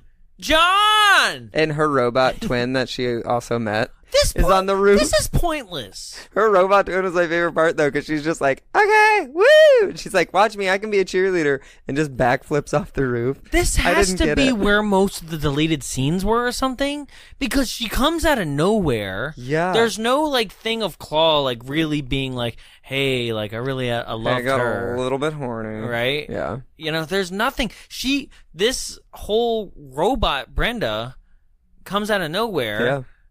Does a cheerleader backflip off the roof, and then only shows back up in the like end credits sequences. Yeah. What? What is this movie? Like what? You know what? I'm gonna actually take it back. I kind of want to see what was negatively responded to, that people were like, oh no, like, and they were like 78 minutes now. Yeah, we're good. So, also, I want to bring up, because it's going to come up in this end fight sequences, that, like, Robo Gadget has a tarantula inside him. They show it. Yeah, they show it the like, in a bubble or something. Right? Why? Evil. It also has nukes. Evil. He has nukes. It's all evil. It says nuclear on, like, missiles that he has inside. No, those were actually just his boobs. They were like, great nukes. Yeah, that's true. I had a lunch lady back in elementary school that had like nukes like that. Yeah, just those like pointy. old torpedo boobies. Oh yeah. Sure. Like I Madonna love those bras. in the HBO special in the 80s. Yes. Yeah. So now they have a tracking beacon on Gadget. So like the car takes them to the junkyard where he was dropped off. And they're like, we don't see him, and immediately Penny's like, John, Uncle John, and like running into a trash pile. I would have just been like, enjoy slicing your hand up on all the broken glass, you stupid child. And then Cyrus child. from 13 Ghosts is there. Yeah. It's like, release the bait! Gadget's actually one of the ghosts. Was he the dad in that movie? Hey, no. You never said anything about 13, man. Yeah. We never needed bait before. Sorry. God, it was a trash pile. That movie, like... yeah. Yeah, back in the good old days when we had fun movies that we didn't have to go on 30-minute tangents on. Right, so then Brenda kisses him, and that, like, his boner brings him back to life, I guess. Because she kisses him, and they start walking away, and they hear, like, boing. Yep. And then he's like alive again because of his feelings. Yeah, she's like, I knew you didn't need the chip. And I'm like, you literally said in the beginning of the movie, if you don't have the chip, you're dead. Like, you're dead. That's it. So stupid. Right? So you're telling... That's another thing where I'm like, well, wait a minute. So, like, does he have a brain? But does he have a heart? Was the chip his heart, or was the chip his brain? I don't know. I guess it has to be his brain. Because the whole, like, the heart is what controls the limbs, right? It's your will, not your thoughts. Is what she says. My will kind of is in my thoughts. No, they go hand in hand. That's why we have a heart and a brain, you dumb bitch. Yeah. Like, this is why you're failing at robotics. Also, hearts, like, kind of don't have feelings. Sorry, everyone. It's just for blood. They're just muscle tissue. It's just going thump, thump, thump, thump. Right. Or if you've got a problem, thump, thump, thump, thump, thump, thump. I have a murmur. Yeah. So, at this point, the Gadget Mobile is chasing, like, the limo that Claw is in, right? Meanwhile, like, because Gadget has jumped onto the limo, like, they traced the limo. Yeah. Right? And Gadget's jumped onto the limo and has gotten inside the limo, and then Gadget and Robo Gadget have a fight on top that then leads to them, like, falling off the limo and onto, like, a very shitty, like, version of, like, the San Francisco Bay Bridge. Were they chasing them all night? Because now it's daytime. I don't know, because also his watch in broad daylight says, like, 20:25, which would be 8:25 at night. Okay, because they also, like, found the city was, like, extremely on fire at night, and then they're doing this chase stuff through the city, and everyone's like, gotta go to work. Well, nothing happened. The fire department is completely automated and robotic already, so they're good. They're doing fine, but for some reason they're like, we could probably do it better. Sorry, guys. I live in a world in which we've automated, like, everything else, and we're just, like, finally getting around to the police force. They're like, they finally get racist enough. We gotta, like, make them robotic. Now we gotta try. Robots don't see color. Yeah. Unless it's blue toothpaste. Oh, I was gonna say, unless it's thermal. Oh. I was like, heat like detection. predators? Yeah. They kill anything that moves. If it bleeds, we can kill it. Yeah. Where are we? What's happening? Go Gadget Chopper! Oh, yeah. So the car. Same movie, by the way. The car speeds by, drops Penny off. They, like, rush to. So Brenda is now in the driver's seat, and then the car is like, I'm going to plow into the back of the limousine. Brenda would be dead. Yeah, that car hits hard. Brenda's like, well, okay. And then it has no damage on the next shot. Yeah. But it's, like, full of Skittles. Like, the Skittles, like, released. And it's just like, that's how, like, that's another thing where I'm like, Brenda, why did you think Skittles were important, you stupid idiot? Right? Like, you know how much space you wasted on snacks? You dedicated so much, because, like, if that's how much Skittles were in there, imagine what else you could have done. Imagine the rest of the other product that was in there. M&M's, Surge. And, like, that must have been hard, because that was like a year before Surge got discontinued. Right? Yeah, to find those boxes of like bags. Yeah. Jeez. Then the CO2 to mix it all together. Yeah. Whew. That's a lot. Ugh, God, the mess it would make. Oh man, food service retail. I know. Our own experiences being like, hate it. Cleaning those little syrup soda dispensers. Yeah. You know it did that. Accidentally pushing on the soda thing without the little cap on it, so it just goes in all 52 directions. And you're like, no! Right? Who took the nozzles off? And there's a direct slash line of liquid across, like, your torso because you weren't paying attention. Yep. Like, fuck. God damn it, Billy! You took the goddamn nozzles off. We're not closed yet. It was always me. I wanted to clean them. I wanted to soak them. We gotta prep. We gotta get out of here. And I'm like throwing everything, like trying to run away from my job. Vat of water for no reason. Like that. If you soak them, it's fine. Yeah. And then we rinse them tomorrow. Like, ew. God, we're disgusting. So Gadget and Robo Gadget are fighting on top of one of the spires of the bridge, the suspension bridge. Do you think he thought about fucking his clone? I mean, why not? Do you think about sleeping with yourself? Yeah, if I could. Yeah, there you go then. He probably did then. There's a question I like to ask gay dudes because straight guys are always like, what? It's like, we all know you tried it. But like, what? If you could either... The blowjob thing? Yeah, blow yourself or fuck yourself. Ask me. Would you rather blow yourself or stick your own dick in your ass? Neither one, really. Yeah, see. Honestly. And it's not a homophobia thing. It's just like, I'm like, Why I don't understand why even women like this thing. Oh, I know why I like it. Yeah? It's a penis. Yeah, that's what I don't understand it. It's fucking, to me, I'm like, this is the weirdest thing I've ever seen on myself even. You're like, that's just Maybe I've yours. just seen a lot of good ones. It's like, yeah, so like for me, I can answer that truthfully without any like no, I'm just like, I don't understand why even women want this in them. Most guys, straight guys, don't want to put anything in their butt. So there are some pegging. I wasn't pegging. Down. Like, damn, am I getting surprise truthful? finger? No, there was a trial where I was like, I can't go. You try that, and then like it was just not. I was like, nah. Yeah, no, that's just poop. Yeah, I was like, nah, I'm not feeling it. Like, and that was it. Like, do it once and then just don't do it again. Inspector Gadget. And that's here's our R-rated version of a PG movie. What's happening? Yeah, they're fighting on the bridge. And it's like, at this point, I wasn't caring about the movie anymore. No, so I was actually getting dressed to get here. I was staring at the screen like, when I finish this, I get to take a nap. And so I just stared at the screen for the rest of it. I was like, God damn it. Well, I kind of stopped writing notes at this point because, like, unless there's something crazy in the action sequence or something where it's like, did you see that? At this point, usually in climaxes, I'm kind of just like, let's get to the credits. Yeah. Like, this happens a lot in stuff that we do. I remember the credits more than the last 10, 15 minutes. That's true. So, at this point, as if it's like, because it's one of those things where, callbacks, right? Yeah. Like, we experience callbacks. Huh? What? I thought you were like, when a movie does a callback, and I was like, yeah, well, just when it calls back to it. Yeah, well, because I'm having a conversation with you, but I'm also like addressing it as a thing for the audience here.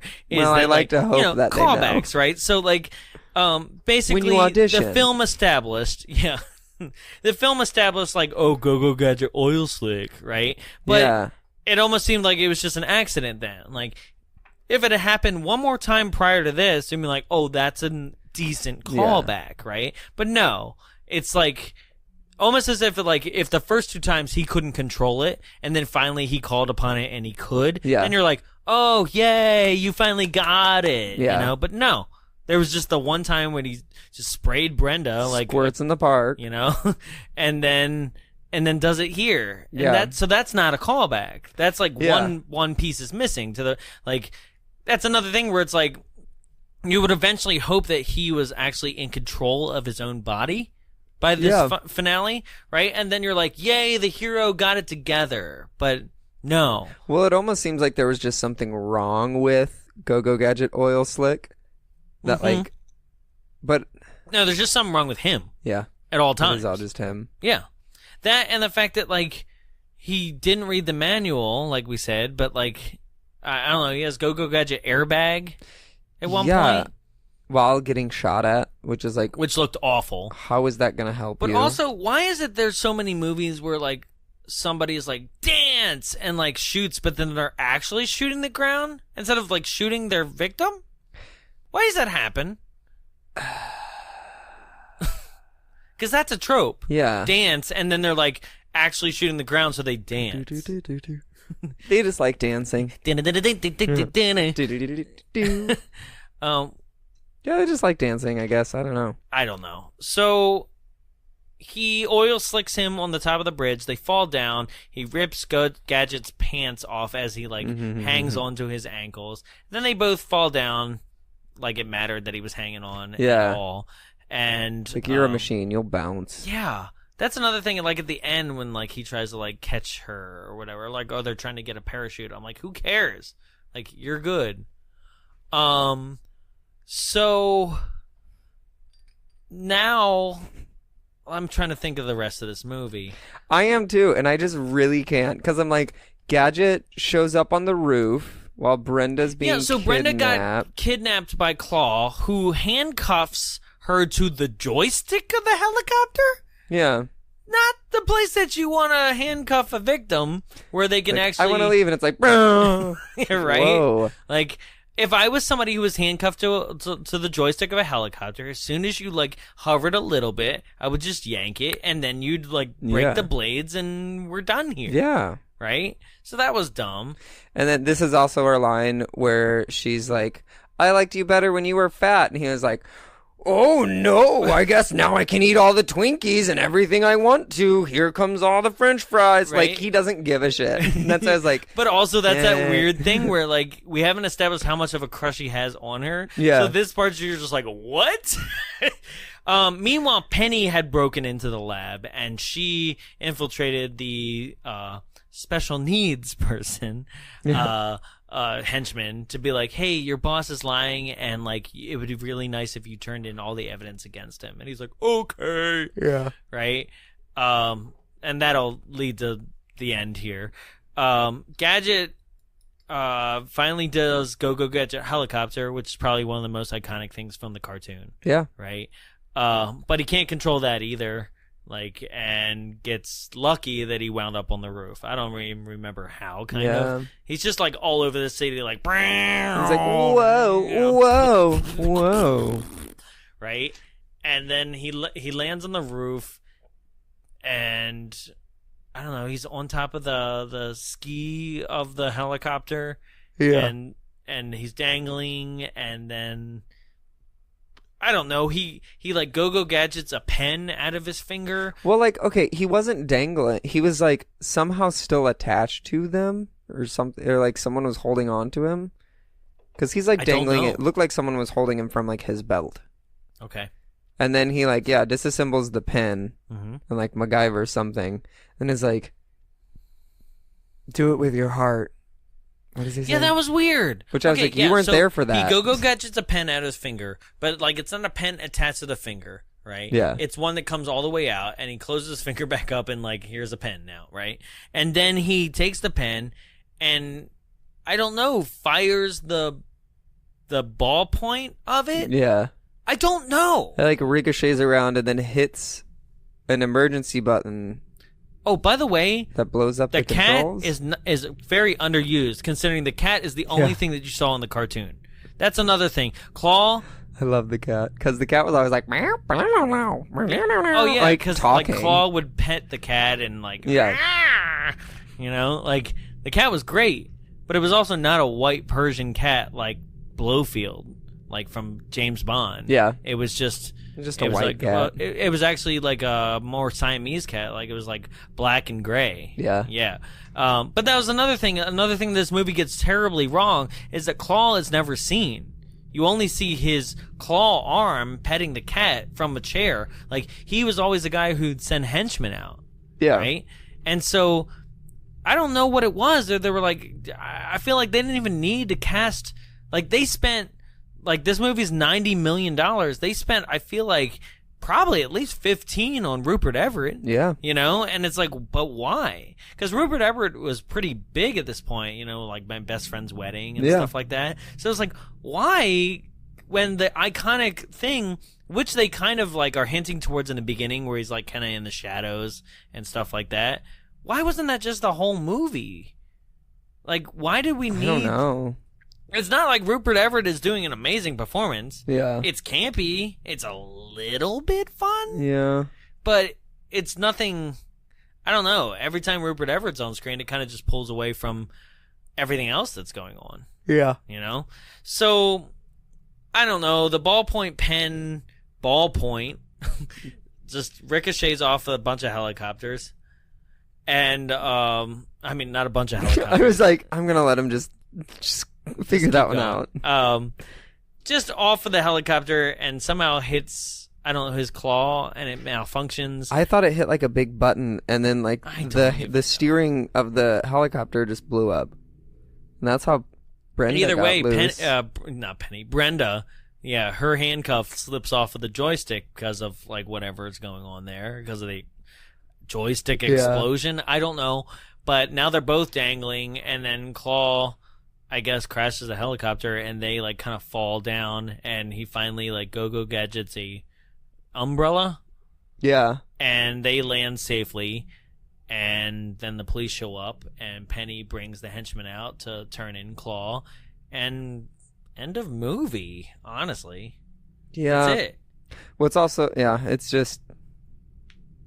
At this point, like, that's it. Claw gets arrested, and then we have Inspector Gadget and Brenda making out on a porch, and then his, like, toe in his shoe like shoots off, like he just like busted a nut. Like, I don't know.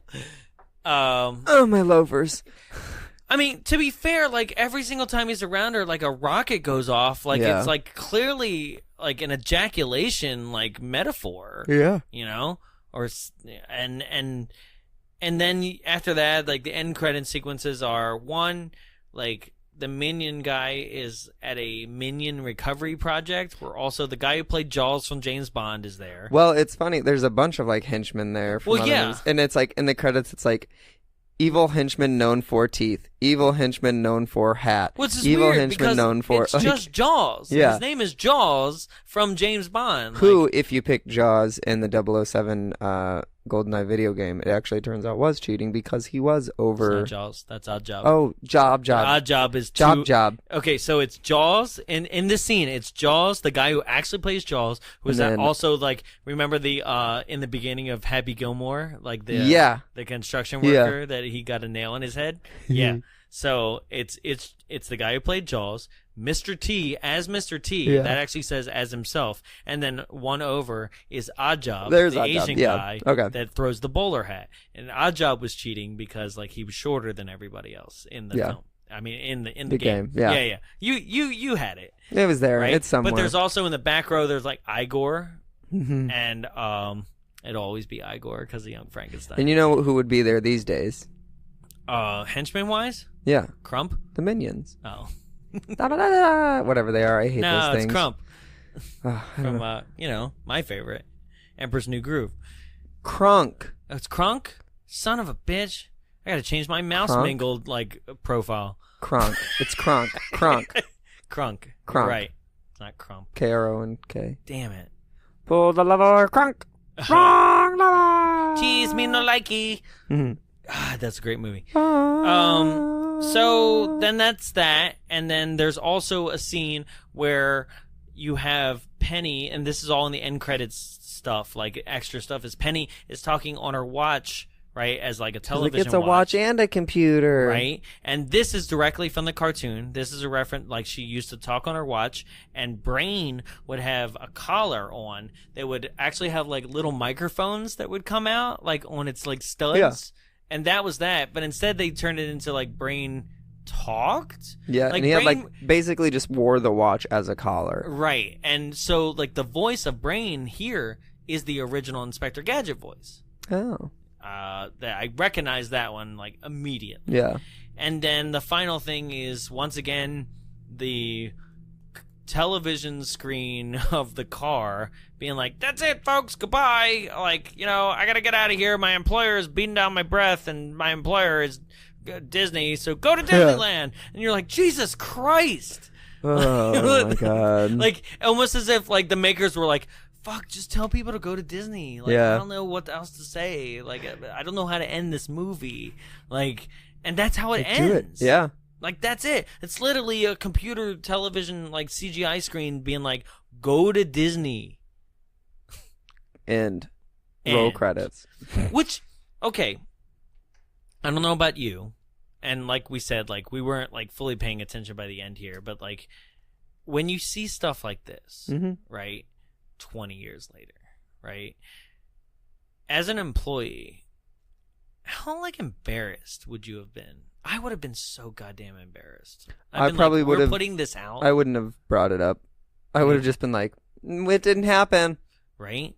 But, like, think about it. Like, because we're labeling Blissful this, ignorance. flubber, like, all this stuff. Like, if you worked 20 years ago, like we do now. Yeah. I would have been so embarrassed of everything. Like, especially because of what we do. Like, we probably would have had to set up, like, Inspector Gadget, like, press event. Ugh, that would have been bad. Like, God. And then something like, that's like as bad as like when we did The Good Dinosaur. I liked The Good Dinosaur. That movie's horrible. I like it. It's bad, but I like it. Okay. So... It's got heart. We don't really do the W's anymore. Yeah. The W's are all the Jaws. I wouldn't... WWW. I just wouldn't recommend it. There's no reason to. Jaws 3. Yeah. It's not the Jaws worst, 3D. but it's just kind of like, no reason for it. Right. It's not unbearably watchable. Like, if you have children, go ahead. Like, if you're literally out of other things to watch. Yeah. But the fact of the matter is that, like, there's no real, other than you're saying YouTube, there's no real way to, like, get it for free. And I would not spend money. I don't know why it's like you bad rented quality it. on You YouTube. could have asked me to send it to you. I don't care. I gave up. But, yeah, because even Amazon Prime was, like, rentals as well. So, Yeah. like... If there's nothing else on and Netflix adds it one day, cool, Right. you know. But if you're an adult trying to watch this, just don't. Yeah. Like, there's no put forth effort. reason. It's a waste of time. If you're even if you're a Disney fanatic, skip it. No. Honestly, it's another low point in Broderick's career. Honestly, that like really, really needed to be saved by the producers, which it finally did. Yeah. Yep. So Jaws 3D. It's not as bad as Revenge, but it's there. It's close. It's because Jaws 3D is unnecessary. So that's the rating system. Yeah. Okay. So that's how we felt about it. But some people really thought it was worthy of 5 stars, and so we asked them to give us their review in a segment we like to call "Gimme 5." The first one is written by really. It's written by He-Man. Mind you, Jarrett finds these reviews. I've never seen them before, right? This one, okay, for this one, though, the reviews, literally everything on Amazon was like, great DVD, great DVD, great DVD. And then everything on IMDb was like, I loved this movie, explained the plot, great. So the great DVDs, were they like written in 99 when the DVDs were new? I guess. Probably. Yeah. Where they're like, oh my God, they had a trailer. Thank God. It was like they're delivering on what a DVD promised. Because there's a lot of DVDs from like the 90s, like when DVDs were new, where they were like, here's the movie and here's the trailer. Like, special features, right? Yeah. Well, that's what one person was like, man, I wish this DVD came with all these deleted scenes. And I was like, do you really? Really? I mean, I do. I kind of do now, too. Yeah. Yeah. So the first one's written by He-Man, right? He had the power to write reviews, apparently. Written in 99, July 26th. So, titled, Go Go Great Movie. I hate you right now. And then it didn't happen. Right. The movie didn't go. Right. No, like he wanted to actually produce a better movie by saying it. Yeah. He writes, I have been waiting to see this movie for a long time. Which, what is a long time? Because, like, this was written in July of 99. Yeah. He literally, I don't know exactly what month this movie came out, but that's like a 6-month period tops. I've been waiting to see this movie for a long time. Finally, the day it opened, I went to a new theater that has that stadium seating and saw the movie on the first showing. The movie was fantastic. I was interested to see how they would explain how Gadget becomes Gadget and how Claw becomes Claw. They did it in a zany way, more so for Claw's hand, which is crushed by a flying bowling ball. Matthew really does bring the cartoon to life, as he portrayed Inspector Gadget almost flawlessly. You're not like a close friends with him. Don't call him Matthew. My buddy Matt. He did real good in this film.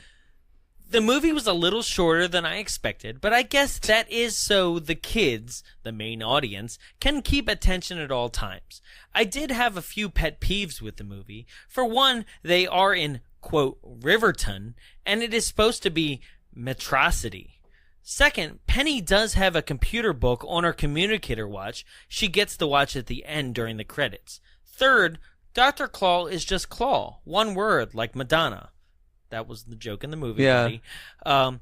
And he does not have an organization called MAD, Not to mention, we see his face unlike in the cartoon, but still the movie was great. And let me say, the Gadget-mobile was super fast, funny, and awesome. I hope they come out with Gadget Part 2. I have already seen the movie 3 times total. 5 stars. Like... And you know, because of the date, he's not lying. He actually saw it in the theater 3 times. Also, like, he paid to see it 3 times. There's no, like, oh, and then I went home and I found it illegally, and, like, I knew what it was, so I just ignored the quality. Like, yeah, I downloaded it on LimeWire. Gosh. It's so sad. Holy hell. Well, he got his wish. Yeah. In 2003, there is an Inspector Gadget Part 2, which we will unfortunately have to eventually do. Yay. Okay. And there's one other review written by Mr. Thomas L. Clements on September 2... Mr. Thomas L. Clements. That's like how I imagine he would say his name. Mr. Clemens. Written in September 2009. Titled, Pleased as Punch. What? Literally the second word I had to stop. Okay. Old fishermen never die. I don't know what this person was talking about. They just smell like it. I can't say exactly the same for this movie, but it still holds true that the good never die. They live on forever. What is he reviewing? I only wish Broderick had starred in the sequel too. The music is even more addicting than the show, and is yet still worked out to be an animated series as well. 5 stars. Old fishermen never die. They just smell like it. Okay. Well, like when they die? I know. I was like, I don't understand that saying. And I feel like he's not saying it right. But also, how does it apply to this movie? Old fishermen never die. They just smell like it. Okay, so like, are we about to analyze this? Because I'm down. No. So, like, they never die, right? So, like, they keep going on. Like, so, like, the legend lives on. Yeah. Right? But they just smell like they've died. Right? And then he says, I can't say exactly the same for this movie, but it still holds true that the good never die. They live on forever, is what he says. So are the fishermen bad? I don't know.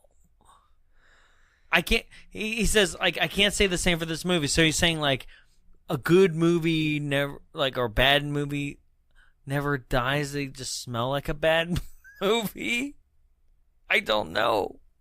Like, I feel like he's giving it, like, this is hard for us too, because, like, he gave it 5 stars, but you know, as we've learned, that 5 stars doesn't exactly mean 5 stars. Because everyone sometimes. pity 5 stars. Everyone's like, well, I'll bump that. Or they're giving 5 stars due to, like, fast delivery. Yeah. Like 5 stars. I got the DVD really quick. Mostly, like, I say that I call this segment "Give Me 5," but you're mostly finding these from like IMDb, right? Both.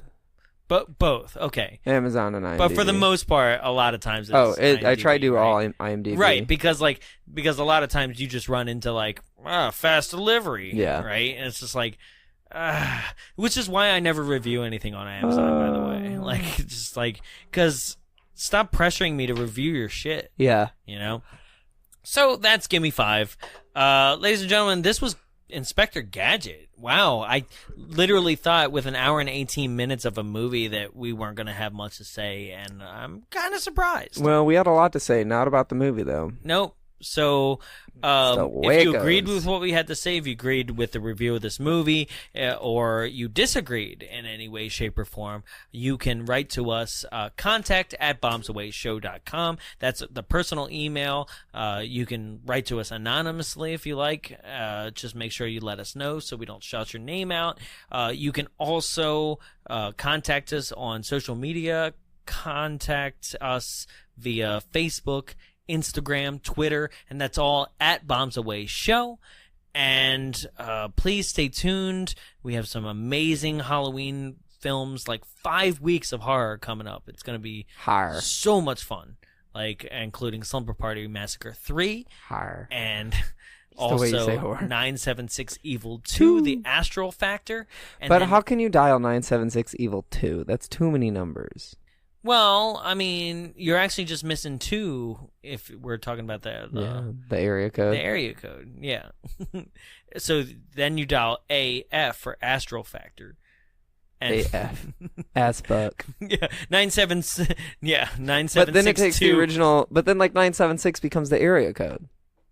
Right. I don't know. Well, we'll get into it. Yeah. You look 3 weeks from now. We'll get into it. Okay. Good. Next week, stay tuned for Hackers from 1995 with our guest Walter for a very special episode where we will be going into another Matthew Lillard and Angelina Jolie classic. Okay. So that's what's coming up on the show. Thank you for joining us today. I'm Jonathan. I'm Jarrett. And Go Go Gadget theme song.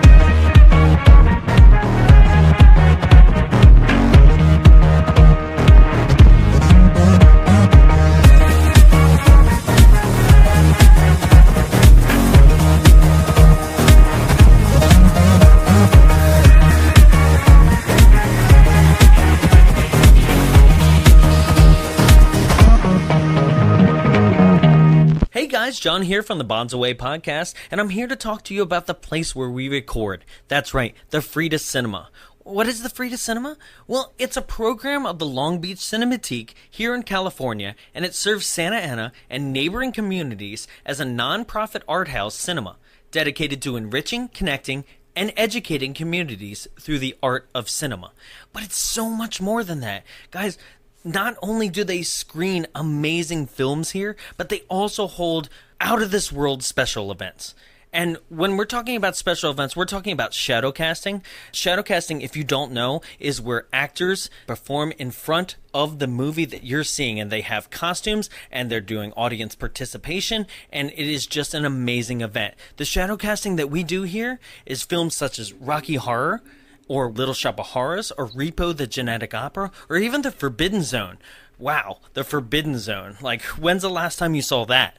Or maybe shadow casting isn't your thing, but what about rooftop cinemas? That's right. Right on our rooftop, we do special screenings of throwback movies that you love, including Ghostbusters, or the current Beauty and the Beast, Guardians of the Galaxy, or even Jurassic Park. And that's not the only thing with these rooftop cinemas. They also have special people that show up, special guests, including the Orange County Ghostbusters and their vehicles and their costumes, or maybe Jurassic Park and the Jurassic Park Jeep. You ever gotten a photo with any of these things? I have, and it's because I was there at these events. So if you're looking for special events to go to, or like out of this world, just crazy audience participation things like Scott Pilgrim and with lights and sound and like things that you've never even seen before, go to the Frida Cinema. You can check out the Frida Cinema locations, filming, schedules, and everything entertainment-wise at www.thefridacinema.org. Or you can follow them on Facebook at facebook.com/thefridacinema, and on Instagram and Twitter at the Frida Cinema. The Frida Cinema, for the filmmakers, for the film goers, and for you. This has been a production of Big Bulb Entertainment, executive produced by Jonathan Young. For more media and information, visit us at www.bigbulbentertainment.com. Big Bulb, what's your bright idea?